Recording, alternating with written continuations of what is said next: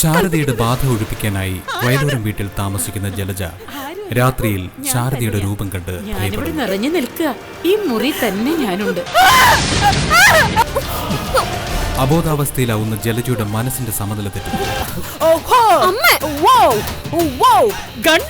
മഹാദേവൻ ജലജയെ നിർബന്ധപൂർവ്വം കൂട്ടിക്കൊണ്ടുപോകുന്നു. എനിക്ക് ശാരദയുടെ മരണത്തിൽ മതികലയ്ക്കും പങ്കുള്ളതായി രവി ബാലനോട് പറയും. മനസ്സോടെ അല്ലെങ്കിലും മതികല ഇതിൽ പെട്ടുപോയിട്ടുണ്ട്. നീ ഇതൊന്നും അറിഞ്ഞതായിട്ട് വെക്കണ്ട. അറിയാതെ പോലും മതികലയുമായിട്ട് പ്രശ്നം ഉണ്ടാകരുത്. മതികലയ്ക്കെതിരെയുള്ള രവിയുടെ നിലപാടിനെ മയിൽ അഭിനന്ദിക്കുന്നു. തുടർന്ന് കാണുക. എന്തായാലും കണ്ടെത്താനുള്ളതെല്ലാം കണ്ടെത്തും ഞാൻ. രവിയണ്ണനോട് മനസ്സിൽ എന്തൊക്കെയോ ഉണ്ട്. என்ன മാറ്റർ சொல்லு. അത് കൂടെ നിന്നവർ പലരും ഭംഗിയായിട്ട് ചതിക്കായിരുന്നോ എന്നൊരു സംശയം. അണ്ണന് യാരെ പറ്റിയാണ് സന്ദേഹം? മതികലാക്കാവെ കുറിച്ചാ? சந்தேகமே வேண்டாம். அக்கா உங்களை கிளீன் ஆயிட்டு சீட் பண்ணிட்டு இருக்காங்க. இப்பவும் அதுதான் பண்ணிட்டு இருக்காங்க. ഇടയ്ക്ക് എനിക്കിത് തോന്നിയതാ. അന്ന് ഞാനൊരു പ്രൈവറ്റ് ഡിറ്റക്റ്റീവിനെ ഏർപ്പെടുത്തിയതുമാ മതിയുടെ നീക്കങ്ങളൊക്കെ നിരീക്ഷിക്കാനായിട്ട്. എന്നിട്ട് ഒരു പെൺകുട്ടിയായിരുന്നു ആദ്യം അന്വേഷിച്ചത്. അവൾ ആദ്യം മതിക്കെതിരായിട്ട് റിപ്പോർട്ട് തന്നതാ. പിന്നീട് പെട്ടെന്ന് അതുകൊണ്ട് മാറിയതോ മാറ്റിയതോ? അതെന്താ അങ്ങനെ ചോദിച്ചത്? എന്റെ അണ്ണേ, എന്തായാലും കള്ളത്തരത്തില് അണ്ണനേക്കാള് ബുദ്ധി മതികളാക്കാവക്ക് തന്നെയാ. അണ്ണന്റെ അന്വേഷണമൊക്കെ മതികളാക്കാൻ മണത്തറിഞ്ഞിട്ടുണ്ടാവും. കാശ് കൊടുത്തോ ഭീഷണിപ്പെടുത്തിയോ അവർ ഒതുക്കിയും കാണും. അങ്ങനെ സംഭവിച്ചു കാണോ? അങ്ങനെ തന്നെ സംഭവിച്ചിട്ടുണ്ടാവും, ഉറപ്പാ. ഇപ്പൊ ചിന്തിക്കുമ്പോ എനിക്കും അങ്ങനെ തോന്നുക. അന്വേഷണ റിപ്പോർട്ടിൽ പെട്ടെന്ന് വന്ന മാറ്റം അത് കാശ് കൊടുത്ത് മാറ്റി എഴുതിച്ച തന്നെയാ. ഇനി അങ്ങനെ വരരുത്. എനിക്ക് പല കാര്യങ്ങളും തിരക്കി അറിയണം മൈലമ്മേ, കണ്ടുപിടിക്കണം. പക്ഷേ വിശ്വസിക്കാവുന്ന നല്ല ധൈര്യമുള്ള ഒരാൾ കൂടെ വേണം.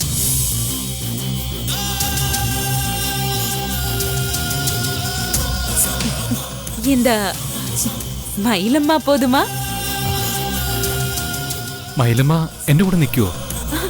Definitely. I am the new CID. എങ്കിൽ പിന്നെ എനിക്ക് ധൈര്യമായി. ரவியண்ணா, தைரியமும் பயமும் உங்க மனசுக்குள்ள இருக்கிற 2 ஆயுதங்கள். பயம் எடுத்தா உங்களுக்கு ஸ்வயம் மறிக்கலாம். ஆனா தைரியம் எடுத்தா എതിരാളിയെ വീഴ്ത്തலாம். ആലോചിച്ച് പതിയെ വേണ്ടത് ചെയ്യാം. ഇതാണ് കുഴപ്പം. അണ്ണേ, നെടുനീർ മറവി മടി തുയിൽ നാൻകും കെടുനീരൽ കാമക്കലൻ. മയിൽ ഇങ്ങനെ കട്ട തമിഴ് പറഞ്ഞ എനിക്കൊന്നും മനസ്സിലാവത്തില്ല. ഇത് മയിൽ എഴുതിയ കവിതയാണോ? ഇത് തിരുക്കുറൽ. நான் என்ன சொன்னேன்னு வச்சா, അമാന്തം, മറവി, അലസത, ഉറക്കം എന്നീ 4 കാര്യങ്ങൾ അധികമായുള്ളവരുടെ ജീവിതം ആഴക്കടലിൽ മുങ്ങാൻ പോകുന്ന ആഹ്ലാദ കപ്പലാണെന്ന്. കുറച്ചു നേരത്തെ സന്തോഷമേ അവർക്ക് കിട്ടുകയുള്ളൂ. പിന്നെ വരാൻ പോകുന്നത് സർവനാശമായിരിക്കും. മനസ്സിലായോ? ഒന്നും പിന്നത്തേക്ക് മാറ്റിവെക്കാതെ കർമ്മങ്ങൾ അന്നേരം തന്നെ ചെയ്യണം. അപ്പോ നമ്മൾ ഒന്നിച്ചുള്ള ജോയിന്റ് ഓപ്പറേഷൻ തുടങ്ങുന്നു. ഓക്കേ? ഓക്കേ.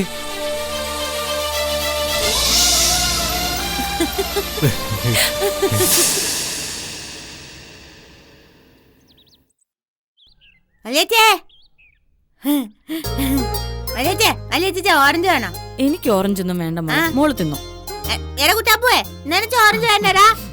അവനും വേണ്ട. കുട്ടാപ്പുവേ ഇപ്പോ നല്ല ഉറക്കവാ. കുട്ടാപ്പുവിനെ ഉണർത്തല്ലേ. കുട്ടാപ്പു ഉണർന്നുണ്ടല്ലോ പിന്നെ വലിയച്ചിക്ക് പണിയൊന്നും ചെയ്യാൻ പറ്റത്തില്ല. എന്റെ കുഞ്ഞുമനെ എപ്പോഴും എന്റെ കൂട്ടന്ന എപ്പോഴും ഭക്ഷണം എപ്പ ഭക്ഷണം വേണം ചോദിച്ചാലും അപ്പ എന്റെ കുഞ്ഞുനെ ചാടി എണീച്ചു. അമ്മയും കൊള്ളാം മോളും കൊള്ളാം. ഞാനേ ഒരു പാട്ട് പാടി അങ്ങോട്ട് കേൾപ്പിക്കും കൂട്ടാപ്പൂണം. കുഞ്ഞുമണിച്ച് പാട്ട് കേൾക്കണം പറഞ്ഞേ. കുഞ്ഞുമണിച്ച് മാത്രമായിട്ട് പാടി എനിക്ക് അങ്ങ് സങ്കടം. അപ്പൊ കുട്ടാപ്പൂനും കേൾക്കാം. എന്നാ മോള് പാട്ട് പാടിക്കും. വല്യേച്ചി ശ്രദ്ധിച്ചങ്ങോട്ട് കേൾക്കണം. ഞാൻ ശ്രദ്ധിച്ചു കേട്ടോളാം കേട്ടോ. മോള് പാടിക്കോ.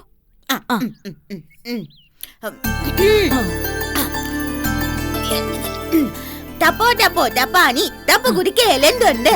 മുത്തശ്ശി തന്നൊരു മുറ്റുണ്ട്, മുത്തിന് മുങ്ങാൻ തേനുണ്ട്, തേൻ കുരിച്ചാൻ വണ്ടുണ്ട്, വണ്ടിന് ഇരിച്ചാൻ പൂവുണ്ട്, പൂവ് ചൂരാൻ അമ്മയുണ്ട്, അമ്മക്ക് ഇരിച്ചാൻ കുഞ്ഞുണ്ട്, എനിച്ചടിച്ചാൻ കുഞ്ഞുണ്ട്, വലിയടിച്ചാൻ കുട്ടപ്പൂണ്ട്.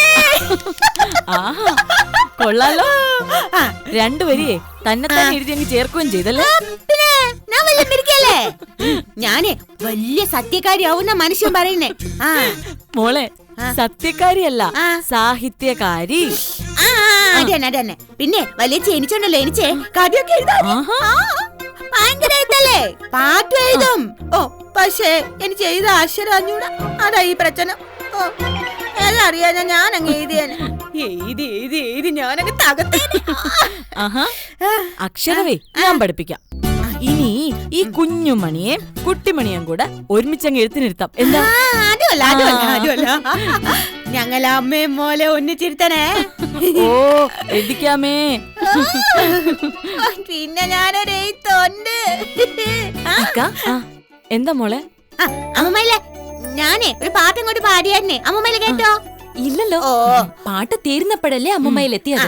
എന്നാ കുഴപ്പമില്ല, ഞാൻ ഒന്നും കൂടെ അങ്ങോട്ട് പാടിയാലോ? എങ്കിലേ മോൾ അമ്മ മയിലിനെ പറ്റി ഒരു പാട്ട് പാടിക്കേ, ഞങ്ങളൊന്ന് കേക്കട്ടെ. മയിലിനെ പറ്റി ഒരു പാട്ട് പാട് കുട്ടുമണി. എന്നെ പറ്റിയുള്ള പാട്ടല്ലേ? അമ്മ മയിലിനെ പറ്റിയല്ല, പറക്കുന്ന മയില്. ഇന്നാലും പഠിച്ചതാ, ഞാനൊന്ന് ഓർക്കട്ടെ.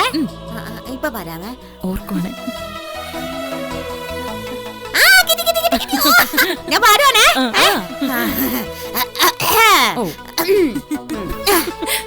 കാറ്റിൽ വായുമയിലെ എത്ര മനോഹരൻ നിന്മേനി, ദേവപക്ഷി ദേശപക്ഷി പക്ഷികളിൽ നീ ബാക്കിയവടി. കൊള്ളാലോ, സൂപ്പർ പാട്ടാണല്ലോ. സൂപ്പർ പാട്ടാ. ഞാൻ ഈ പാട്ട് മനുഷ്യനെ കൊണ്ട് പാട്ട് കേൾപ്പിച്ചിട്ട് വരാവേ. പിന്നീടാണെങ്കിൽ അങ്ങോട്ട് മറന്നു ഓറഞ്ച് വേണോ? ഓറഞ്ച്? അയ്യോ എനിക്ക് ഓറഞ്ച് വേണ്ട, കുട്ടിമണി കഴിച്ചോ. വേണ്ട, ശരി കഴിച്ചോ. തങ്കു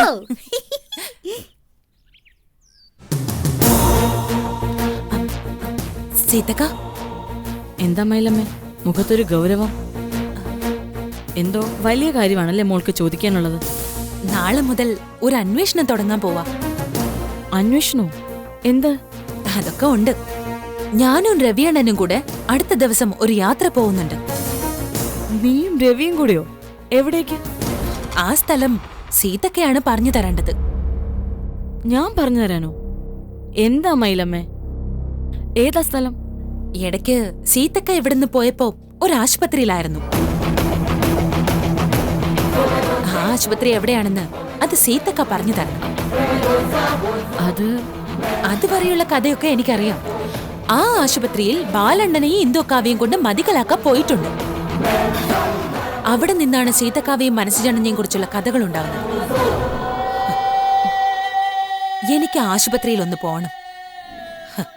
രവിയണ്ണനെയും കൂട്ടി വേണം പോവാൻ. എന്താ നടന്നതെന്ന് എനിക്ക് കണ്ടെത്തണം.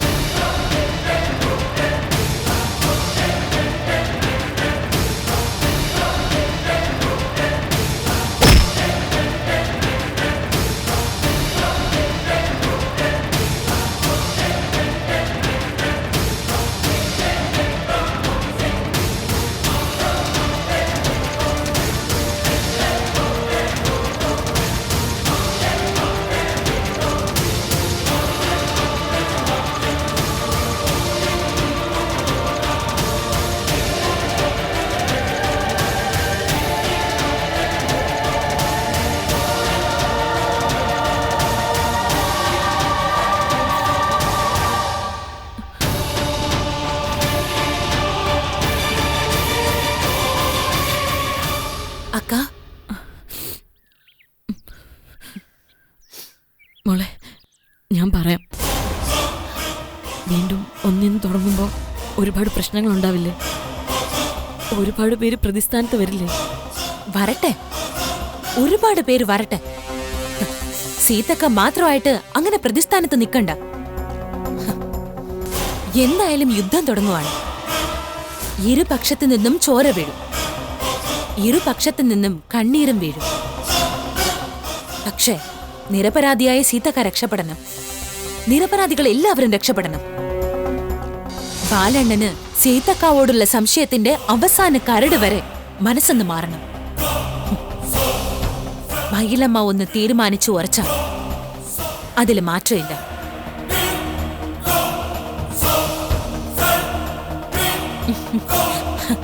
ஆண்டவனும் நானும் கிளாஸ்மேட் சீதாக்கா. முடிவெடுத்தா அது நடத்திடுவேன். പറ എന്നോട്, പറയക്കാ, പറ സീതക്കാ.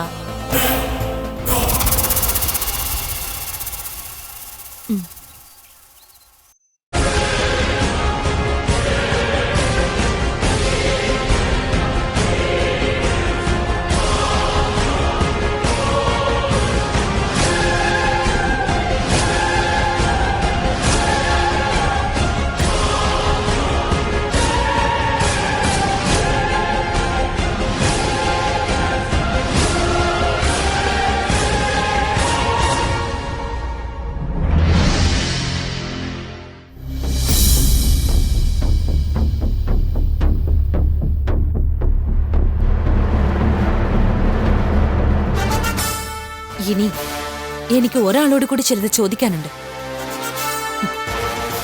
എന്നിട്ട് ഞാൻ തുടങ്ങും.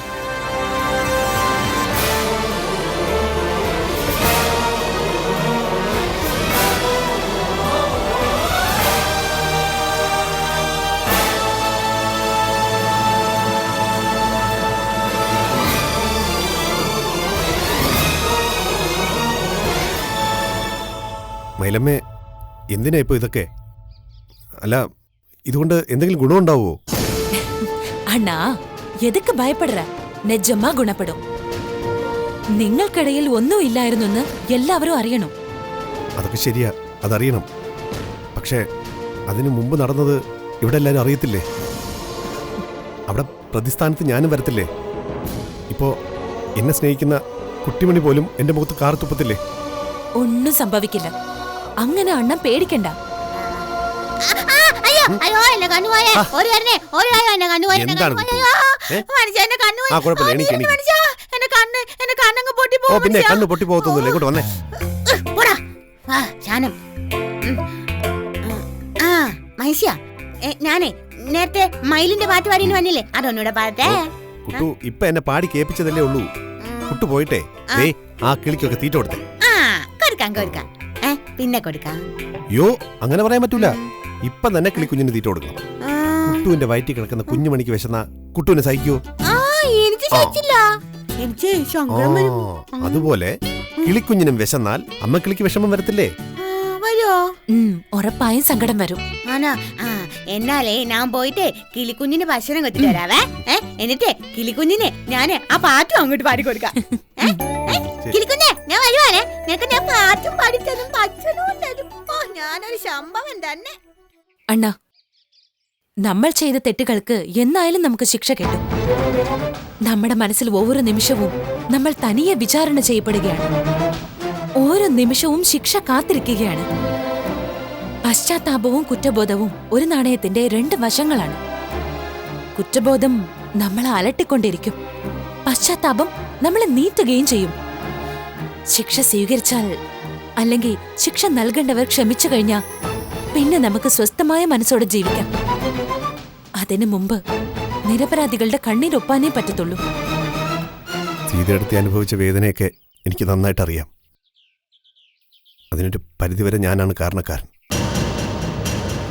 ആ വിഷമം ഇപ്പോഴും എൻ്റെ മനസ്സിൽ കിടന്ന് നേറുന്നുണ്ട്. പക്ഷേ ഇപ്പൊ കുട്ടിമണി, കുഞ്ഞുമണി, അങ്ങനൊരു ജീവിതത്തിലാണ് ഞാൻ. ബാലേട്ടനാണെങ്കിലും പഴയതുപോലെ സീതയെടുത്ത് സ്നേഹിച്ചു തുടങ്ങി. രവിയേട്ടനാണെങ്കിൽ ഒന്നും അറിയാതെ സ്വന്തം ജീവിതം നല്ലതാണെന്ന് കരുതി മുമ്പോട്ട് പോകുന്നു. അവിടെ എല്ലാം തകിടം മറിക്കുന്നൊരു വെളിപ്പെടുത്തൽ വന്നാൽ ഒന്നും സംഭവിക്കില്ല. രവിയണ്ണൻ എന്റെ കൂടെ വരുന്നുണ്ട്. ഞാൻ പറയുന്നതിനപ്പുറം രവിയണ്ണൻ പോവില്ല. മനസ്സിജണ്ണൻ ധൈര്യമായിട്ടിരിക്കെ. ആ ഹോസ്പിറ്റലിലെ മറ്റ് ഡീറ്റെയിൽസ് എല്ലാം സീതക്ക പറഞ്ഞു തന്നിട്ടുണ്ട്. അങ്ങോട്ടുള്ള വഴി മാത്രം മനസ്സിജണ്ണം പറഞ്ഞു തന്നാ മതി. ഞങ്ങൾ അവിടെ പോകുന്നു. നിങ്ങൾ പൊയ്ക്കോളൂ, അന്വേഷിച്ചോളൂ, സത്യങ്ങൾ കണ്ടെത്തിക്കോളൂ. പക്ഷേ എൻ്റെ കുട്ടിമണി എനിക്ക് നഷ്ടപ്പെടരുത്. എൻ്റെ ഒരു അപേക്ഷയാ. അത്രയ്ക്ക് സ്നേഹിച്ചു പോയി ഞാൻ അവളെ. കുട്ടിമണിയെ ഒരിക്കലും മനസ്സിജണ്ണന് നഷ്ടപ്പെടില്ല. ശത്രുവിന് നമ്മൾ പുകച്ച് പുറത്തു ചാടിക്കാൻ പോവാണ്. ശത്രുക്കൾ ഇല്ലാതായാലല്ലേ കുട്ടിമണിക്കും കുഞ്ഞുമണിക്കും മനസ്സിജണ്ണനും ഒക്കെ സമാധാനമായി ജീവിക്കാൻ കഴിയൂ. നിങ്ങൾ ജീവിക്കണം, സുഖമായി ജീവിക്കണം. ഈ നാട്ടിലേക്ക് മൈലമ്മയുടെ വരവിന് കൃത്യവും വ്യക്തവുമായ ചില ലക്ഷ്യങ്ങളുണ്ട്. ഇവിടെ വന്നപ്പോ എനിക്ക് കിട്ടിയ പുതിയ ലക്ഷ്യമാണ് വയലോരം വീട്ടിൽ ശാന്തിയും സമാധാനവും കൊണ്ടുവരിക എന്നത്. അതിനുവേണ്ടി എന്തു ചെയ്യാനും മൈലമ്മ റെഡിയാ. എന്തു ചെയ്യാനും ഞാൻ മുന്നിൽ നിൽക്കുകയും ചെയ്യും. പണ്ട് ഞാനിവിടെ വന്നപ്പോ പറഞ്ഞൊരു വാചകമുണ്ട് മനസ്സിജണ്ണ. തിരുവള്ളുവർ പറഞ്ഞൊരു വാചകം: കത്തിയെടുക്കാതെ ചോര വീഴിക്കാതെ യുദ്ധം ജയിക്കണമെന്ന്. അതിനായി മൈലമ്മ ശ്രമിക്കും അവസാന നിമിഷം വരെ.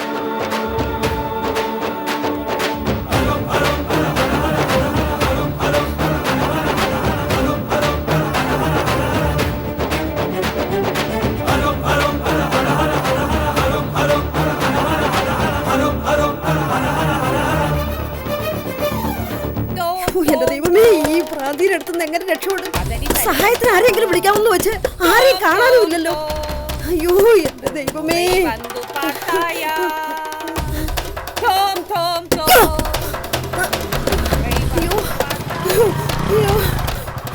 നിങ്ങൾ എന്താ ചൊവ്വാഗ്രഹത്തിന് വന്നാണോ? എന്റെ കുഞ്ഞെ, ഹെൽമെറ്റ് ഉണ്ടെങ്കിൽ മാത്രം അകത്തോട്ട് കയറിയാ മതി കേട്ടോ. ഉയിര് പേടിച്ച് അകത്തോട്ട് കയറാൻ പറ്റത്തില്ല. അകത്ത് പാട്ടും ബഹളവും കൊണ്ട് നിൽക്കാൻ നിവൃത്തിയില്ല. ഇത്രയും നേരം കേരള മുഖ്യമന്ത്രി എന്ന് പറഞ്ഞ് പ്രസംഗിക്കുമായിരുന്നു. ജനരക്ഷാ യാത്ര എന്ന് പറഞ്ഞ് ഞാൻ അവിടുന്ന് രക്ഷപ്പെട്ടു. അത് കഴിഞ്ഞപ്പോ നാഗവല്ലി എന്ന് പറഞ്ഞ അകത്ത് പാട്ടിട്ട് ഡാൻസ് കളിക്കുക.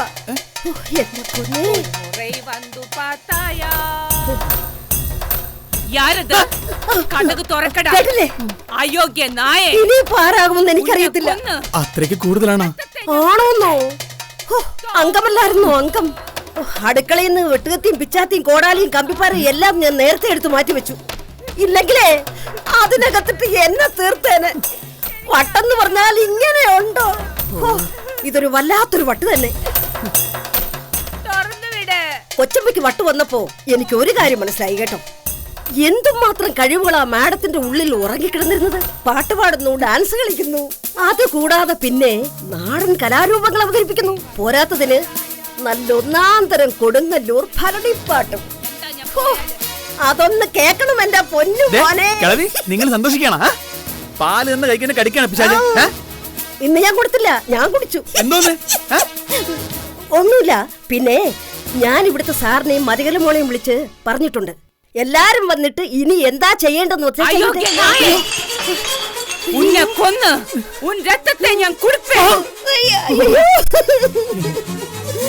അയ്യോ, എനിക്കിതൊന്നും കാണാൻ വയ്യേ. എന്തൊക്കെ പറഞ്ഞാൽ എന്റെ മാടമല്ലായിരുന്നു. എനിക്കിതൊന്നും സഹിക്കാൻ വയ്യേ. ഇതുകൊണ്ടാണ് മോനെ ഞാൻ പറഞ്ഞത് ഏതെങ്കിലും ആശുപത്രി കൊണ്ടുപോയി കൊറേ കറണ്ട് കുത്തിവെച്ച അസുഖം മാറ്റാൻ. പിന്നെ കറണ്ട് കുത്തിവെക്കാൻ നിങ്ങളെ മോന്തക്കട കുത്തി.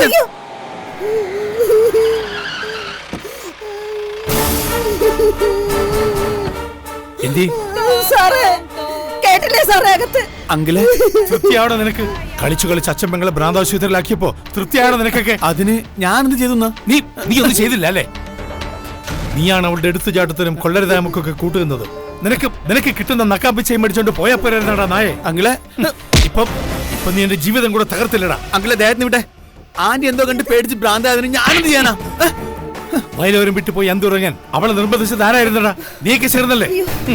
എന്റെ മോള് നീയും കൂടിയാ അവളെ ഇങ്ങനെയൊക്കെ ആക്കിയത്. അങ്കിളെ ആന്റിക്ക് താൽക്കാലികമായി ഉണ്ടായ ഷോക്കാ അത്. മാറി നിൽക്ക് നിങ്ങള്. അല്ല അങ്കിളെ, അതേതെങ്കിലും സൈക്യാട്രിസ്റ്റ് കണ്ട് ബന്ധപ്പെട്ട് മാറ്റാം.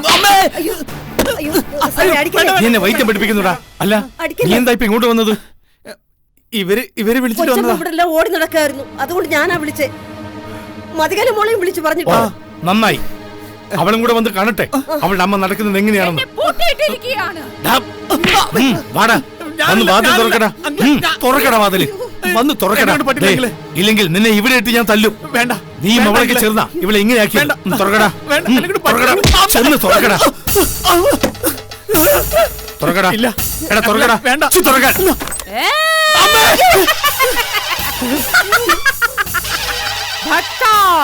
എന്തോ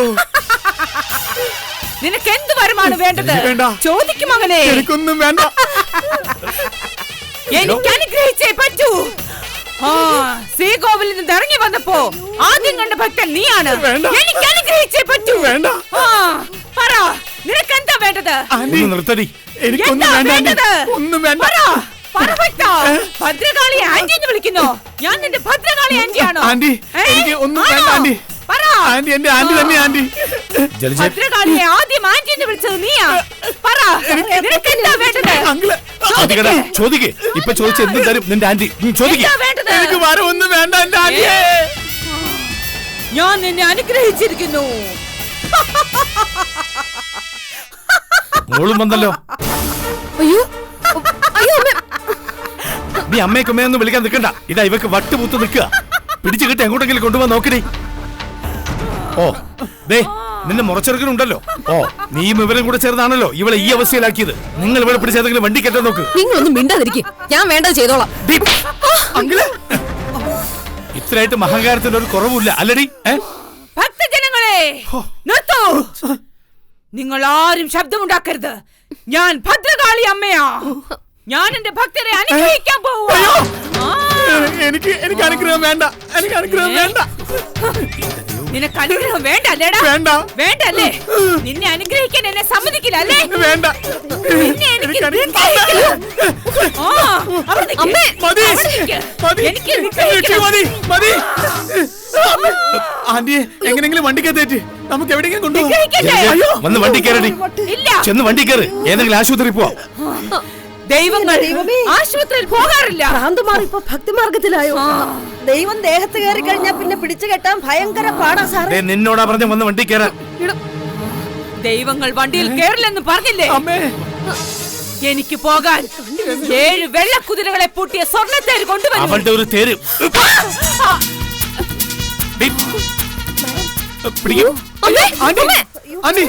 എടുത്ത് വണ്ടി കേട്ടടി. അങ്ങനെ എങ്ങോട്ടേക്കാ?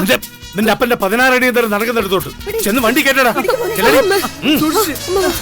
പെട്ടെന്ന് വേഗം. സഞ്ജു കേട്ടടാ.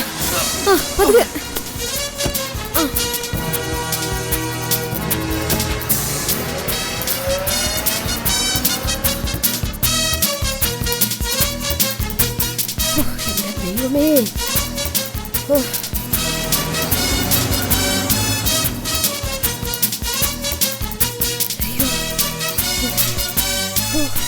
എന്റെ ദൈവമേ, അയ്യോ അയ്യോ, എന്റെ മോനെ, എന്റെ ജീവൻ രക്ഷപ്പെട്ടേ.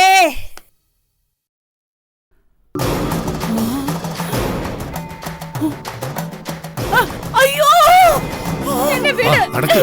എന്നെ വിട്. ഞാൻ നിങ്ങളുടെ കൂടെ വരുന്നില്ല. തനിച്ചൊരിടം വരെ പോവാ. നീ ഇപ്പൊ പോകുന്നില്ല. അത് ഈ അവസ്ഥയിൽ. അമ്മേ ഒന്ന് വാ അമ്മേ. ആദ്യം ഡോക്ടറെ ഒന്ന് കാണട്ടെ. എന്നിട്ട് ഡോക്ടർ എന്താ പറയുന്നെന്ന് കേക്കട്ടെ. ഡോക്ടർ കുന്തം പറഞ്ഞു. എനിക്കൊന്നുമില്ല. ഞാൻ മഹാറാണിയാ. മഹാറാണി. വിട്, വിട്. ഓ, സമ്മതിച്ചു. നീ മഹാറാണി തന്നെയാ. ആ മഹാറാണി തന്നെ. എന്തായാലും രാത്രി കളിച്ച് ഈ അവസ്ഥയിലെത്തി. എന്താ എന്ത് പറ്റി? അല്ല, അങ്ങനെ വലിയ പ്രശ്നമൊന്നുമില്ല. ഉറക്കം കിട്ടാത്തോണ്ടാണെന്ന് തോന്നുന്നു. അമ്മയ്ക്ക് എന്തോ പോലെ. നീ ഒന്നും മിണ്ടാതിരുന്നേ. എന്താണെന്ന് ഡോക്ടർ നോക്കിക്കോളും. എന്താ പ്രശ്നം? പ്രശ്നമോ? എനിക്കോ? ആരാന്നറിയാമോ? ഞാൻ മഹാറാണിയാ. വെറും മഹാറാണിയല്ല, പാട്ടും ഡാൻസും ഒക്കെ അറിയാവുന്ന ഒരു മഹാറാണി. ഡോക്ടർക്ക് കാണണോ ഡാൻസ്? വേണ്ട, എനിക്കറിയാലോ. എന്നെ പറ്റി അറിയാന്നോ? എങ്ങനെ അറിയാം? അത് പിന്നെ ഭയങ്കര ഫേമസ് അല്ലേ? ഓ, എന്റെ പ്രശസ്തി ദേശങ്ങളും കടന്ന് വ്യാപിച്ചോ? പിന്നല്ലാതെ. എന്തായാലും നമുക്ക് അകത്തിരുന്ന് കുറച്ച് സംസാരിച്ചാലോ? എനിക്ക് മഹാറാണിയോട് കുറച്ച് കാര്യങ്ങൾ ചോദിച്ചറിയാനുണ്ട്. ഞാനൊരു പാവം പ്രജയല്ലേ. വാ, കൊണ്ടുപോ.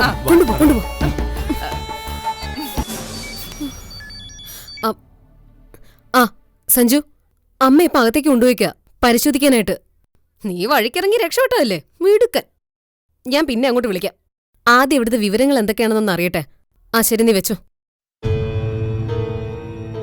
സംഗതി സീരിയസ് ആണോന്ന് ചോദിച്ചാ ആണെന്നും അല്ലെന്ന് പറയാം. പെട്ടെന്നുണ്ടാകുന്ന ഷോക്ക് മൂലം മാനസിക നിലയിൽ ഉണ്ടാകുന്ന താളം തെറ്റലായത്. വൈഫ് എന്തോ കണ്ട് ഭയന്നിരുന്നു എന്നല്ലേ പറഞ്ഞത്? അതെ. ആ ഷോക്കും സബ് കോൺഷ്യസ് മൈൻഡിൽ കിടന്നിരുന്ന വിശ്വാസങ്ങളും കുറ്റബോധങ്ങളും ഒക്കെ ചേർന്ന് ഉന്മാദത്തിന്റെ ഒരവസ്ഥയിൽ എത്തിയിരിക്കുകയാണിപ്പോ. ഞങ്ങൾ എന്ത് ചെയ്യണം ഡോക്ടർ? ഇന്ന് ജലജയെ കൊണ്ടുപോകാൻ കഴിയില്ലേ? പനിക്ക് മരുന്ന് മേടിച്ച് തിരിച്ചു പോകുന്നത് പോലെ ഇതത്ര എളുപ്പത്തിൽ നടക്കുന്ന കാര്യമല്ല മിസ്റ്റർ തമ്പി. വൈഫിനെ ഇവിടെ അഡ്മിറ്റ് ചെയ്യണം. ഇപ്പോൾ ഒരു സെഡേറ്റീവ് കൊടുത്തിട്ടുണ്ട്. അതുകൊണ്ട് അവർ നല്ല ഉറക്കത്തില്ല. 4-5 മണിക്കൂർ നന്നായിട്ട് ഉറങ്ങട്ടെ. ഉണർന്നു കഴിഞ്ഞിട്ട് മൂഡ് സ്റ്റെബിലൈസേഷൻ കൊടുക്കാം. അത് കഴിഞ്ഞിട്ട് ഒബ്സർവ് ചെയ്ത് തീരുമാനിക്കാം ഫർദർ ട്രീറ്റ്മെന്റ് എന്ത് വേണമെന്ന്. എന്നാ ശരി ഡോക്ടർ. ഓക്കെ.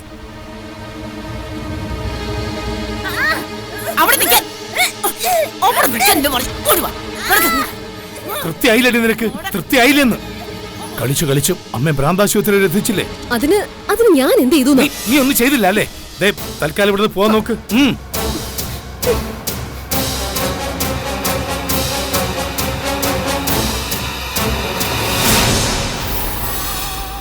കളിച്ച് ഒടുവിൽ എന്റെ അമ്മ ഭ്രാന്താശുപത്രിയിൽ വരെയായി. ഇനി വച്ചോണ്ടിരിക്കാൻ പറ്റത്തില്ല. മതി, എന്ത് വേണമെന്ന് പറ, അത് ചെയ്യാം. വേണോന്ന് പറഞ്ഞതെല്ലാം നീ അങ്ങ് ചെയ്തു തരുമല്ലായിരുന്നു ഇതുവരെ? മതിയുടെ ഈ അഹങ്കാരം ഒന്ന് കുറയ്ക്ക്. പറയുന്നൊന്നും തോന്നരുത്. ഞാൻ മതിയുടെ ബന്ധുവാണ്, എന്തിനും ഒപ്പം നിൽക്കുന്ന ആളുമാണ്. പക്ഷേ ഒന്നും സംഭവിക്കില്ല എന്ന മതിയുടെ ആത്മവിശ്വാസം ഉണ്ടല്ലോ, അഹങ്കാരം ഉണ്ടല്ലോ, അതാണ് കാര്യങ്ങൾ ഇതുവരെ കൊണ്ടെത്തിച്ചത്. ഇത് തന്നെയാണ് ആന്റിയുടെയും കുഴപ്പം. അന്ന് അവരുടെ മുറിയിൽ കയറിയിരിക്കേണ്ട വല്ല ആവശ്യമുണ്ടായിരുന്നു ആന്റിക്ക്? ഞാൻ പ്രേയത്തെ പിടിക്കാൻ ഒരു പ്രൊഫസറെ കൊണ്ടുവന്നല്ലേ? പിന്നെ നിന്റെ പ്രൊഫസറെ കാര്യമൊന്നും പറയല്ലേ. 4 അടി കിട്ടിയപ്പോ നാട് വിട്ടുപോയ ഭീരു. അല്ല, അതൊക്കെ പോട്ടെ. എന്തായാലും ആന്റി ഇപ്പൊ ഭ്രാന്താശുപത്രിയിലായില്ലേ? അതുകൊണ്ട് ഞാൻ ഭയന്ന് പിന്മാറിയെന്ന് വയലൂരും വീട്ടുകാർക്ക് തോന്നാൻ പാടില്ല. ഇവിടുന്ന് അങ്ങോട്ട് ഞാൻ തുടങ്ങാൻ പോവുക. മതി എന്താ ഉദ്ദേശിക്കുന്നേ? നിന്റെ ചേട്ടനെ വരുത്താൻ. ചേട്ടനെ വരുത്താനോ? അതെ. മതി, അത് അപകടമാ. വീട്ടിലോട്ട് പോലും ചേട്ടൻ വരാറില്ല, അതറിയാലോ. വീട്ടിലോട്ട് വരണ്ട, പക്ഷെ എനിക്കൊരാവശ്യമുണ്ടെന്ന് പറഞ്ഞാ നിന്റെ ചേട്ടൻ പറന്നു വരും. എന്നിട്ട് ഇവിടെ മുഴുവൻ ഉഴുതു മറിച്ചിട്ട് പോവും. മതി, ഒന്നുകൂടി ആലോചിച്ചിട്ട് വേണം ചെയ്യാൻ. വന്നാ പിന്നെ അറിയാലോ, ഭസ്മാസുരന് വരം കൊടുത്ത പോലെയാവും. അതവസാനം മതിക്കൊരു പ്രശ്നമാവരുത്. എനിക്കൊരു പ്രശ്നവുമില്ല. ഞാൻ ബാംഗ്ലൂർ പോവും, നിന്റെ ചേട്ടനെ കാണും. അവിടെ ഏത് മെന്റൽ അസൈലത്തിലാ നിന്റെ ചേട്ടനിപ്പോ? എനിക്കത് കൃത്യമായിട്ട് അറിയത്തില്ല. മതി, അച്ഛനെ വിളിച്ച് ചോദിക്കേ. അവിടെ ഏതോ ഭട്ടാചാര്യ ഒരാളുണ്ട്, പിന്നെ ഒരു സ്ത്രീയും അവരോടൊപ്പമാണെന്ന് മാത്രം അറിയാം. എനിക്കിനി മുമ്പിൽ നിർത്താനുള്ളൊരു ബ്രഹ്മാസ്ത്രമാണ്. ഇനി എനിക്ക് ജയിക്കാൻ അതേ ഒരു വഴി ഉള്ളൂ. അതെന്ത് റിസ്ക് എടുത്തായാലും ഞാൻ കൊണ്ടുവന്നിരിക്കും. എന്നിട്ട് വയലോരം വീട് ഉഴുതും മറിച്ചിരിക്കും. നോക്കിക്കോ. മതി, ഞാൻ വീണ്ടും പറയാ, ഒന്നുകൂടെ ആലോചിച്ചിട്ട്. നിർത്തടാ. നിനക്കെന്താ നിന്റെ ചേട്ടനോട് അസൂയാണോ? ഒന്നല്ല, 10 തവണ ഞാൻ ആലോചിച്ചു. നിന്റെ ചേട്ടനെ ഞാൻ കൊണ്ടുവന്നിരിക്കും. അതെന്റെ ഒരു ശപഥമാണ്.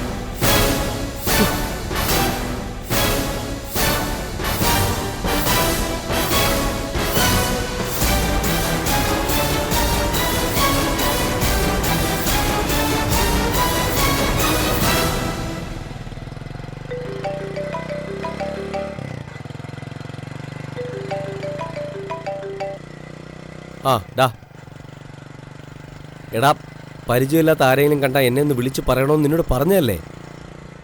എടാ, അത് ഷാഡോ പോലീസ് ആയിരിക്കും. ഷാഡോ പോലീസ് എന്നെ നിന്നെ പോലീസിലെടുക്കണം. നീ വെച്ചേ ഫോൺ, ഞാൻ വിളിക്കാം, വണ്ടി ഓടിക്കാം.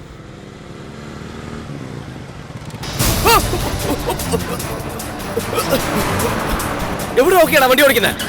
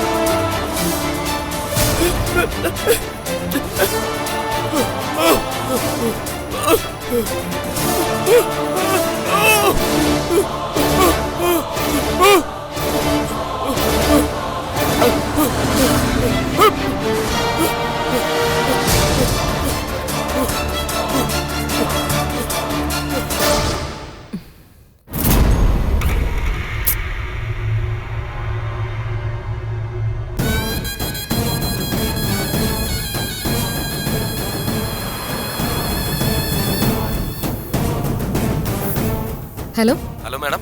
ശിവ, നീ ഇപ്പൊ എവിടെയാ ശിവ? എത്ര നേരമായി ഞാൻ ഇവിടെ നിൽക്കാൻ തുടങ്ങിയിട്ട്. ആൾക്കാരൊക്കെ ശ്രദ്ധിച്ചാൽ എന്ത് ചെയ്യും? നീ പെട്ടെന്ന് വരാൻ നോക്ക്. വരുന്നു മാഡം. ആ ശരി, ഞാൻ പറഞ്ഞെടുത്ത് തന്നെ ഉണ്ട്.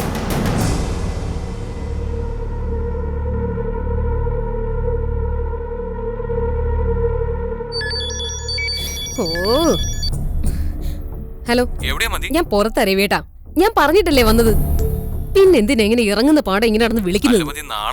നാളത്തെ കാര്യല്ലേ രവിയേട്ടാ, നാളെയല്ലേ പോകുന്നത്. ആദ്യം എന്റെ കാര്യം ഒന്ന് കഴിയട്ടെ. ദൈവത്തോർത്ത് പുറകേന്ന് വിളിക്കരുത് എന്തെങ്കിലും അത്യാവശ്യ കാര്യം ചെയ്തോണ്ടിരിക്കുമ്പോ. ഞാൻ ഇവിടെ പൂച്ചയ്ക്ക് മണി കിട്ടുന്നതിനെ പറ്റി ആലോചിച്ചോണ്ടിരിക്കുക. നിങ്ങൾ ഫോൺ വെച്ചിട്ട് പോവാൻ നോക്ക് മനുഷ്യ. ഞാൻ അങ്ങോട്ടേക്ക് തന്നെ അല്ലേ വരുന്നത്, അല്ലാതെ ഞാൻ ആരുടെയും കൂടെ പോത്തൊന്നുമില്ലല്ലോ. ഇതൊരു കഷ്ടമാണ് നോക്കിയേ. രഹസ്യം പിടിക്കാനുള്ള വിളിയാ. എന്താ ഏതാന്ന് പറഞ്ഞു. എന്നിട്ട് എന്താ പൊന്നെന്നൊരു ചോദ്യം കൂടി. മണ്ടനും പോഴനും ഒന്നും അല്ല. ഇനി ഇയാളെ നോക്കാൻ ഞാൻ വേറെ ആരെങ്കിലും നിയമിക്കണമെന്നാ ഞാൻ ആലോചിക്കുന്നത്. വല്ലാത്ത കഷ്ടം തന്നെ. എന്താ ശിവ, എന്താ സംഭവിച്ചത്? എന്താന്ന് വെച്ചാ ഒറ്റവാക്കി പറഞ്ഞ ഞാനിന്ന് ചത്തേനെ. എന്നിട്ട് നീ ചത്തില്ലല്ലോ. ചാവാത്തോണ്ടാണല്ലോ നീ എന്റെ മുമ്പിൽ ഇങ്ങനെ വന്ന് നിൽക്കുന്നത്. ഇങ്ങനെ വന്നേക്കാൻ പറ്റിയത് ഭാഗ്യമായിട്ട് കരുതിയാ മതി. അത്രയ്ക്ക് ഭീകര അറ്റാക്ക് ആയിരുന്നു. അറ്റാക്കോ? ആര്? മനസ്സുജനോ അതോ പിച്ചളയോ? മനസ്സിനും പിച്ചളയൊന്നും അല്ല. ആരാണെന്ന് എനിക്കറിയത്തൂല്ല. ആരാന്ന് അറിയാൻ വയ്യാത്തൊരു അറ്റാക്കോ? അത് കൊള്ളാലോ. അതും നിനക്ക് നേരെ. എന്താടാ, നിന്റെ പഴയ ശത്രുക്കളെല്ലാരും കൂടെ കൂടുമ്പോൾ ചിറങ്ങിയോ? അതൊന്നും അല്ല മാഡം. ബൈക്കിൽ വന്ന എന്നെ വണ്ടി കയറ്റി കൊല്ലാൻ ശ്രമിച്ചു. തലനാരിഴയ്ക്കാണ് ഞാൻ രക്ഷപ്പെട്ടത്. എന്റെ മുകളിലൂടെ വണ്ടി പാഞ്ഞു പോയത്. ഭാഗ്യത്തിന്റെ ഒരു ചെറിയ കണിക ബാക്കിയുള്ളോണ്ടാ. അല്ലെങ്കിൽ ഇപ്പോ ഈ ടാറിനൊപ്പം ചറഞ്ഞറിഞ്ഞ് കിടന്നേനെ ഈ ശിവപാണ്ഡി പെരുമാളെന്ന ഞാൻ. നീ അങ്ങനെ അങ്ങ് ചാവൂടാ. എങ്ങനെ വീണാലും 4 കാലി വീഴുന്ന ജന്മമല്ലേ? അല്ല, നിനക്കാരെങ്കിലും സംശയമുണ്ടോ? സംശയിക്കണമെങ്കിൽ ആരെ വേണമെങ്കിലും സംശയിക്കാം മാഡം.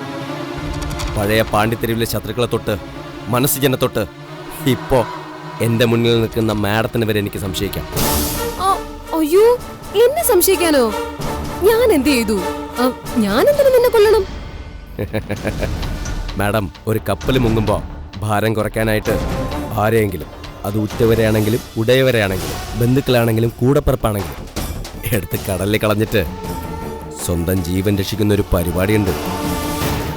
അതുപോലെ പിടിക്കപ്പെടുന്നു എന്നൊരു ഘട്ടം വരുമെന്ന് തോന്നുമ്പോൾ ശിവയെ കൊന്ന് രക്ഷപ്പെടാമെന്ന് മാഡത്തിനങ്ങ് തോന്നിയാലോ? ഇല്ല ഇല്ല, അങ്ങനൊന്നും ഞാൻ ചിന്തിക്കത്തില്ല ശിവ. അല്ല, അങ്ങനെയാണെങ്കിൽ എനിക്കിപ്പോ നിന്നോട് സംസാരിക്കാൻ വരേണ്ട കാര്യമില്ലല്ലോ. അതും വേറൊരു തന്ത്രത്തിന്റെ ഭാഗമാണ്. ഇതുവരെ ഞാൻ മാഡത്തിനെ സംശയിച്ചിട്ടില്ല, തുറന്നു പറയാലോ. പക്ഷേ എൻ്റെ മനസ്സിൽ ഇങ്ങനൊരു ചിന്ത പോയിരുന്നു. മനസ്സുജനെ പിച്ചളെ എനിക്ക് നന്നായിട്ടറിയാം, പ്രത്യേകിച്ച് മനസ്സുജനെ. അവനെ മറ്റാരെക്കാളും നന്നായിട്ട് എനിക്കറിയാം. അവൻ എന്നെ വണ്ടി കയറ്റി കൊല്ലാനോ പിന്നിൽ നിന്ന് കുത്തിവീഴ്ത്താനോ വരത്തില്ല, ശ്രമിക്കത്തൂല്ല. നേർക്ക് നേരെ നിന്ന് ഫൈറ്റ് ചെയ്യണമെന്ന് താല്പര്യമുള്ളവനാണ് അവൻ, അതേ ചെയ്യത്തുള്ളൂ. പിന്നെൻ്റെ പഴയ ശത്രുക്കൾ ആരെങ്കിലും ആണോന്ന് ഞാനൊന്ന് തിരക്കട്ടെ. മാഡത്തിൻ്റെ അച്ഛനുൾപ്പെടെ എൻ്റെ ശത്രുക്കളാണല്ലോ. എന്തായാലും മാഡം ഒന്ന് സൂക്ഷിച്ചോ, അല്ലെങ്കിൽ ആളറിയ കാറ് പോലെ മാഡത്തിനെയും തേടി വന്നേക്കും. ചിലപ്പോൾ നട റോഡിലിട്ട് ഇടിച്ചു നുറുക്കാനായിട്ട്. അതൊന്ന് നേരിട്ട് പറയാനും കൂടിയാണ് ഞാൻ വിളിച്ചത്. ശിവ, നീ എന്നെ തെറ്റിദ്ധരിക്കണ്ട. നിനക്കെതിരായിട്ട് ഞാൻ ഇതുവരെ ഒന്നും ചെയ്തിട്ടില്ല. ഞാനും പറഞ്ഞല്ലോ മാഡം, ഇതുവരെ ഞാൻ മാഡത്തെ ശത്രുവായി കണ്ടിട്ടില്ല. മാഡം എന്നെ ഉപദ്രവിക്കുമെന്ന് കരുതിയിട്ടുമില്ല. ഒറ്റയ്ക്കുള്ള യാത്രകൾ മാഡവും പരമാവധി ഒഴിവാക്കണം. നമ്മളറിയാതെ നമുക്കെതിരെ ഏതോ ഒരു ശത്രു ഒരുങ്ങുന്നുണ്ട്. നമ്മളറിയാതെ അയാൾ നമ്മെ പിന്തുടരുന്നുണ്ട്. നമ്മൾ അറിയാതെ അയാൾ നമ്മളെ വീക്ഷിക്കുന്നുണ്ട് മാഡം. നമ്മുടെ കൂടിക്കാഴ്ചകൾ പോലും കാണുന്നുണ്ടോന്ന് ആർക്കറിയാം? ശിവ, അനുഭവം വെച്ച് പറഞ്ഞതാ മാഡം. ഞാനീ പറഞ്ഞത് 100% സത്യ. അതാരാണെന്ന് എനിക്കിപ്പോഴും അറിയത്തില്ല. ഒരു കാര്യം മാത്രം ഞാൻ മാഡത്തോട് പറയുന്നു, മാഡം സൂക്ഷിക്കണം.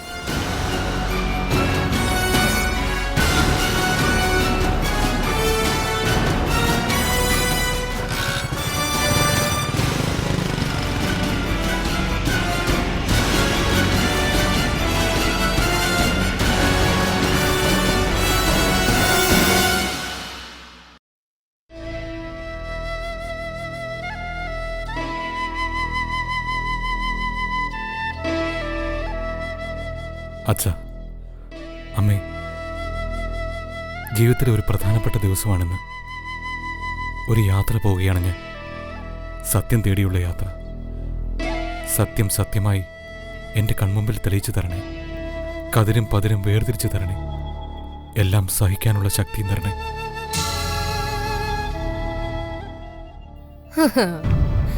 എന്താ രാവിലെ വലിയ പിറുപിറുക്കല്?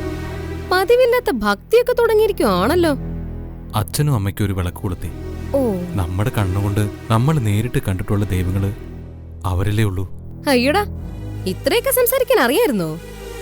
അച്ഛനോടും അമ്മയോടും എന്താ പുതിയൊരു ഭക്തി എന്നാ ചോദിച്ചത്.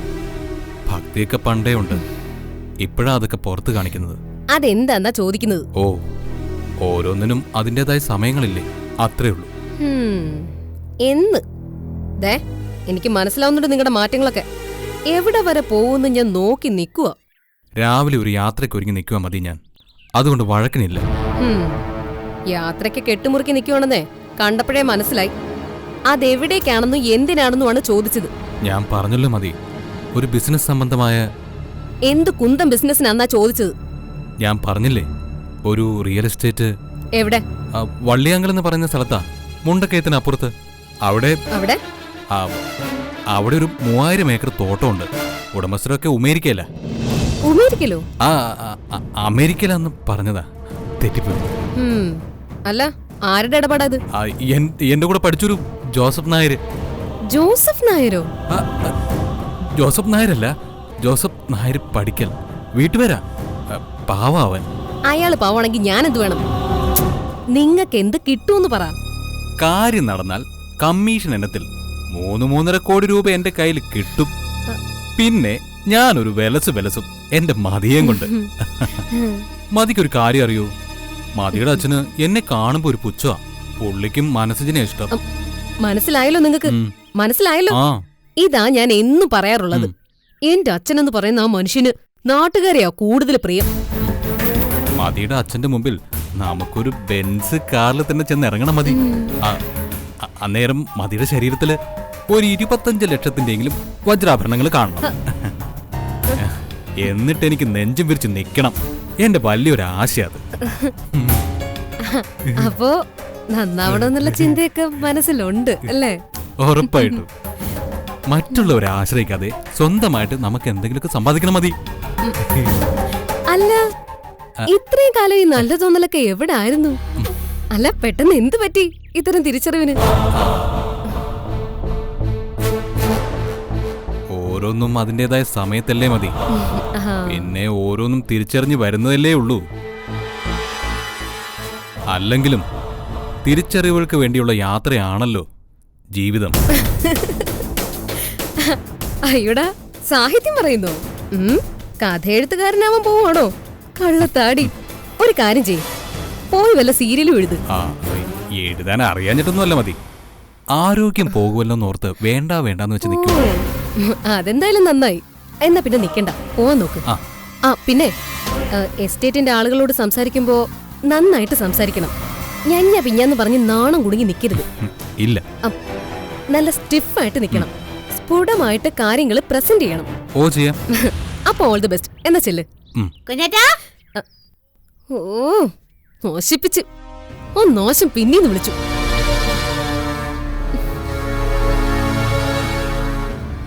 പെണ്ണെ, നീ എന്തിനാ പെണ്ണെ പുറകിന്ന് വിളിച്ചത്? എന്തിനാന്ന്? നീ ഓടി കൊണ്ടോ ഓലക്ഷണം കിട്ടുന്നു. ലക്ഷണം മൊത്തം നീ ഇവിടെ കൊമ്പും കുലുക്കി ഇപ്പോണ്ടല്ലോ. നിങ്ങൾ ചുമ്മാ എന്നോട് രാവിലെ ഗുസ്തിക്ക് വരരുത് കേട്ടോ. രവി, നീ എവിടെയോ വലിയ യാത്രക്ക് പോവുകയാണെന്ന് കേട്ടു. എവിടേക്കാ മക്കളെ? പുതിയ ജോലി വല്ലോ ആയോ? ഓഹോ, അപ്പോഴത്തേക്കും അതും മണത്തറിഞ്ഞു. ഈ വീട്ടിൽ പിന്നെ എല്ലാ കാര്യവും നോട്ടീസ് അടിക്കുന്നതിന് തുല്യാണല്ലോ. പിന്നെ പോട്ടീസ് അടിച്ചൊന്നുമല്ല, ഞാൻ കേട്ടതാ ഇന്നലെ കൊച്ചേച്ചി കുഞ്ഞേട്ടനോട് പറയുന്നേ. നിനക്ക് പിന്നെ മുടിഞ്ഞ കേൾവി ശക്തിയാണല്ലോ. ബുദ്ധിക്ക് മാത്രമല്ലേ കുറവുള്ളൂ. തിന്നുന്നതിനും കുറവില്ല, കാഴ്ചയ്ക്കും കുറവില്ല, കേൾവിക്കും കുറവില്ല. കുഞ്ഞേട്ടൻ എവിടെ പോന്നേ? കുറച്ച് ദൂരെ. ഇന്ന് വരുമോ? ഇല്ല, ഇനി വരത്തേ ഇല്ല. നാശിപ്പേ, കെട്ടിയോടെ ഒരു വഴിക്ക് പോകുമ്പോഴാണോ ഇങ്ങനെ പറയുന്നത്? കുഞ്ഞേട്ടനെ ഒരു വഴിക്ക് പോവാ. നീ വലിയ ന്യായം പറയല്ലേ. ഒരു വഴിക്ക് പോകാൻ ഇറങ്ങുമ്പോ പിന്നീന്ന് വിളിച്ച ആരാ? എല്ലാ ഭാഗ്യവും അതോടെ വന്ന വഴിക്ക് പോയി കാണും. ഒരു ഭാഗ്യവും പോത്തില്ല. ഞാനേ ഇപ്പൊ കുഞ്ഞേട്ടനെ പാത്രിച്ചങ്ങോട്ട് വിടുവല്ലോ. ഓ, പ്രാർത്ഥനക്കാര് വന്നേക്കുന്നു. പോ വേണേ നിന്റെ വട്ട് കാണിക്കാതെ. വട്ടുകളി ഇവിടെ അല്ലല്ലോ. നിങ്ങൾ ഉദ്ദേശിച്ചത് എന്താണെന്ന് എനിക്ക് മനസ്സിലായി. അതിനുള്ള മറുപടി ഞാൻ വേറെ തന്നോളാം. കുഞ്ഞേട്ടാ ഇങ്ങോട്ട് നീങ്ങിന്നേ, ഞാനൊന്ന് പാത്രിച്ചേ. രവേട്ടാ, ഈ പെണ്ണിന്റെ താളത്തിന് തുള്ളാതെ നിങ്ങൾ വേഗം പോകാൻ നോക്ക്. രവി, നീ അവിടെ നിക്കടാ. കൊച്ചൊന്ന് പ്രാർത്ഥിക്കട്ടെ. പെട്ടെന്ന് പ്രാർത്ഥിക്കും പെണ്ണെ. പാത്രിച്ചാവേ, ഞാൻ ഇപ്പൊ പാത്രിച്ചാവേ. എന്റെ ഈശ്വരന്മാരെ, ഭഗവാനേ, ഭഗവതിയേ, അച്ഛേ, അമ്മേ, മാരനപ്പൂപ്പ, ദൈവങ്ങളെ, എന്റെ കുഞ്ഞേറ്റനെ എന്തോ വലിയ കാര്യത്തിനെ എവിടോ പോവാ. എന്റെ കുഞ്ഞേറ്റനെ കാത്തോനെ. കുഞ്ഞേറ്റം പോകുന്ന കാര്യങ്ങളൊക്കെ അങ്ങ് നടത്തി കൊടുക്കണേ. അച്ഛേ, അച്ഛേ, അമ്മേ, ശനയ്യപ്പം. കുഞ്ഞേറ്റം ഇങ്ങോട്ട് വാ, ഞാൻ നിഗ്രഹിക്കാം. അവളതും ചെയ്യും. സ്വന്തം അപ്പനെ അമ്മയെ നിഗ്രഹിച്ചവളല്ലേ അവള്. പെണ്ണേ, നിഗ്രഹമല്ല, അനുഗ്രഹം. നിഗ്രഹിക്കാൻ ശക്തിയുള്ളവരുടെ വേറെ ഉണ്ട്. അനുഗ്രഹം, അനുഗ്രഹം. വാ വാ വാ ഉന്നേറ്റാ, വാടാ ഉന്നേറ്റാ. നിങ്ങക്ക് നാണമില്ലേ മനുഷ്യ? നാണമില്ലേ ഇന്ന്? നീ പോ പെണ്ണേ. എന്റെ അപ്പൂപ്പന്മാരെ, എന്റെ അച്യുതാ, ശാരദേ, ശക്തിതാ, എന്റെ കുഞ്ഞിനെ അനുഗ്രഹിക്കാൻ ശക്തിതാ. മനുഷ്യ, നോയിക്കൊണ്ട് നിൽക്കാതെ ഇവർക്ക് ബാധ കയറുന്നതിന് മുമ്പ് പോകാൻ നോക്ക്. ചെല്ല്.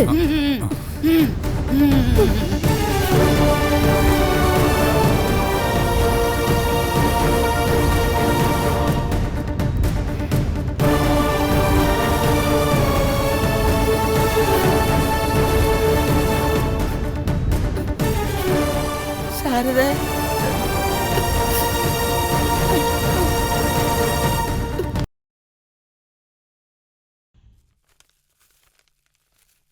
പാലേട്ടോ. എടാ, നീ എങ്ങോട്ടാ യാത്ര പോവാണെന്ന് പറയുന്നത് കേട്ടു. എന്താടാ കാര്യം? നിന്റെ പഴയ സ്വഭാവത്തിന് ഒരു മാറ്റം വന്നില്ലല്ലോ. അരിതീറ്റ ഗതി കേട്ടാൽ ആരും അരി തിന്നൂന്നല്ലേ? ഞാൻ മാണിക്യമംഗലത്തെ മരുമാനാണെങ്കിലും ഇടയ്ക്ക് ഇത്തിരി അരിയൊക്കെ തിന്നും കേട്ടോ. നീ അത് എനിക്കിട്ടൊന്ന് താങ്ങിയതാണല്ലോ. അല്ല, ബാലേട്ടൻ എന്നെ എപ്പോഴും മാണിക്യമംഗലത്തെ മരുമാൻ എന്നാണല്ലോ സംബോധന ചെയ്യുന്നത്. അതുകൊണ്ട് ഞാൻ പറഞ്ഞതാ. അല്ല, നീ എന്തോ ബിസിനസിന്റെ പരിപാടിക്ക് പോണെന്ന് പറഞ്ഞിട്ട് അതെന്തായി? ഞാൻ അങ്ങനെ ഒരു ന്യൂസ് വീടിനകത്ത് കൊടുത്തു. ന്യൂസോ? അപ്പൊ നീ പോകുന്നില്ലേ? ഞാൻ അതിനൊന്നും പോവല്ല ബാലേട്ട. ഞാനൊരു രഹസ്യം കണ്ടെത്താൻ പോവാ ബാലേട്ട. എടാ, രഹസ്യം കണ്ടെത്താനോ? എന്ത് രഹസ്യം? അതൊക്കെ ഉണ്ട്. ബാലേട്ടൻ അതൊന്നും ഇപ്പൊ അറിയണ്ട. അതെല്ലാം സമയാസമയത്ത് ഞങ്ങൾ ബാലേട്ടനെ അറിയിക്കും. ഞങ്ങളോ? അതാരേ ഞങ്ങള്? ആരടാ കൂട്ടുകക്ഷി? അതൊക്കെ ഉണ്ട്. ഗുഡ് മോർണിംഗ് ബാലണ്ണ. Good morning. ആഹാ, കൊള്ളാലോ. നിങ്ങൾ രണ്ടുപേരുടെയാണ് യാത്ര? അതെ, ഞാനും രവി അണ്ണനും കൂടെ ഒരു സ്ഥലം വരെ പോകുന്നു. കുറേ ദൂരെയാ. കൊറേ ദൂരെ എന്ന് പറഞ്ഞാ സന്ധിക്കുമ്പോ തിരിച്ചു വരില്ലേ? ഈ ബാലണ്ണന്റെ ഒരു ടെൻഷനേ രവി അണ്ണനെ ഓർത്തുള്ള ടെൻഷനാണല്ലേ? പേടിക്കണ്ട, ഈ പെൺകുട്ടിയെ ഞാൻ നന്നായിട്ട് നോക്കിക്കോളാം. ഞാൻ പെൺകുട്ടിയൊന്നുമല്ല. ആദ്യം ആൺകുട്ടിയാണെന്ന് എനിക്ക് ബോധ്യം വരണം. ഈ രവി അണ്ണനെ ഞാൻ ആൺകുട്ടിയായിട്ട് മാറ്റിക്കൊണ്ടിരിക്കാട്ടോ. നല്ല കാര്യം. ഇവന് കുറച്ചേ ധൈര്യമൊക്കെ വേണം മനസ്സിൽ. അത് കൊടുക്കാൻ പറ്റിയ അത്രയും നല്ലത്. ഈ പറയുന്ന ബാലണ്ണൻ ഭയങ്കര ധൈര്യശാലിയാണല്ലോ. എന്നെ കൊണ്ടൊന്നും പറയിക്കണ്ട. 2 പേർക്ക് ഞാൻ വെച്ചിട്ടുണ്ട്. ഒരു ചെവി ഞാൻ ഓഹോ. ദേ ബാലേട്ടനും അരി കഴിക്കുന്നു. അല്ല എങ്ങോട്ടാ യാത്ര? ബാലണ്ണ, ഇതൊരു പ്രധാനപ്പെട്ട യാത്രയാ. ഈ യാത്രയ്ക്ക് തടസ്സങ്ങളൊന്നും വരാതിരിക്കാൻ ബാലണ്ണൻ പ്രാർത്ഥിക്കണം. ഞങ്ങൾ ചെല്ലുന്നിടത്ത് ഞങ്ങൾ ആഗ്രഹിക്കുന്ന വിവരങ്ങൾ ആഗ്രഹിക്കുന്ന രീതിയിൽ കിട്ടണമെന്ന് പ്രാർത്ഥിക്കണം. സുരക്ഷിതമായി തിരിച്ചെത്താൻ പ്രാർത്ഥിക്കണം. നിൽക്കാൻ നേരമില്ല, വാ, സമയായി. നമ്മുടെ യാത്രയ്ക്ക് മാത്രമല്ല, മറ്റു പലരുടെയും. പോയിട്ട് വരട്ടെ ബാലണ്ണ. ശരി ബാലേട്ട.